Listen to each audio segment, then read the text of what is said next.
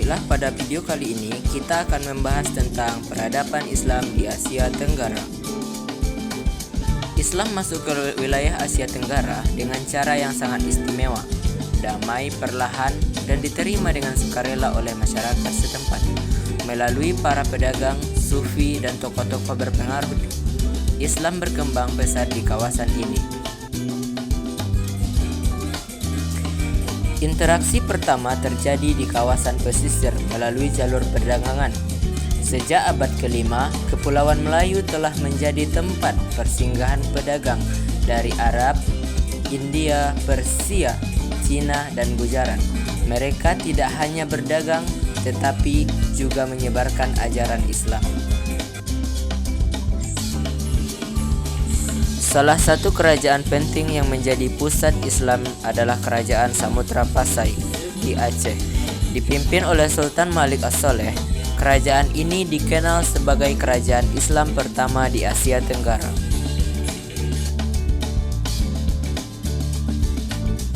Selain perdagangan, jalur perkawinan juga berperan besar dalam penyebaran agama Islam.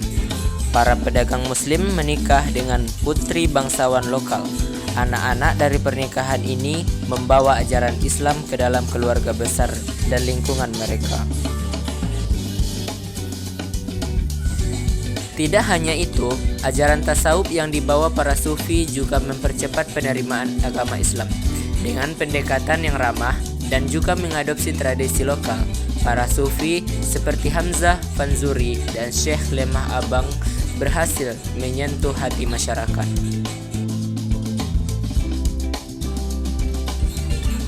Pendidikan memainkan peran penting. Pesantren seperti yang didirikan oleh Raden Rahmat di Ampel menjadi pusat pengajaran agama Islam. Dari pesantren-pesantren ini, para santri menyebarkan agama Islam ke seluruh pelosok negeri.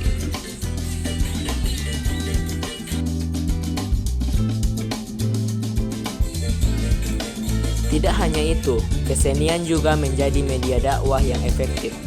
Sunan Kalijaga misalnya menggunakan wayang untuk menyisipkan nilai-nilai Islam ke dalam cerita Mahabharata dan Ramayana.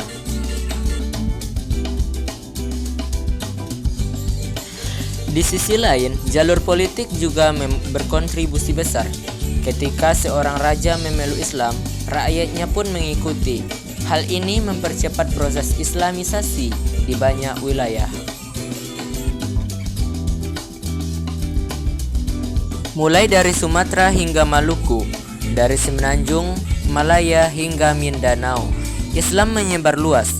Di Jawa, Kerajaan Demak menggantikan Majapahit sebagai pusat kekuatan baru yang berbasis Islam. Islam membawa perubahan besar dalam pendidikan dan budaya. Bahasa Melayu dengan kosakata Arab menjadi bahasa pengajaran agama dan komunikasi lintas daerah. Islam juga mempengaruhi hukum, politik, dan seni di Asia Tenggara.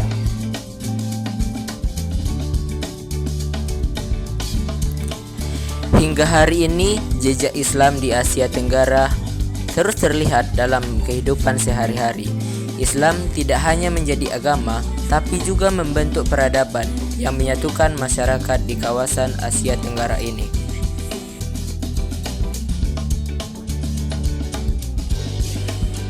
Inilah kisah masuknya Islam ke Asia Tenggara, sebuah perjalanan damai yang menginspirasi dunia. Demikianlah materi peradaban Islam di Asia Tenggara. Semoga bermanfaat.